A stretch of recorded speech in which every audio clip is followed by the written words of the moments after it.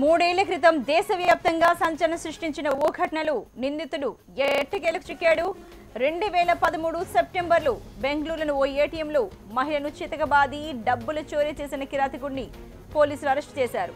మూడేళ్లుగా తప్పించి తిరుగుతున్న కిరాతకుడిని చిత్తూరు జిల్లా పోలీసులు అదుపులోకి తీసుకున్నారు. ఈ నిందితుడి కోసం 12 లక్షల రూపాయల రివార్డును కూడా కర్ణాటక సర్కార్ ప్రకటించింది.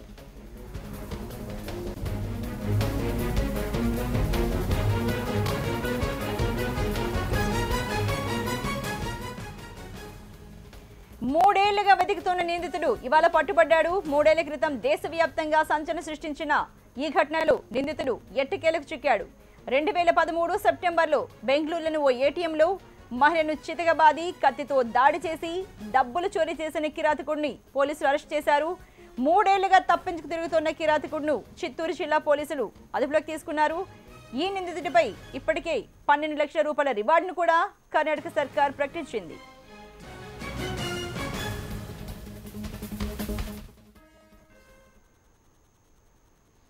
హైదరాబాద్లో విషాదం చోటు చేసుకుంది.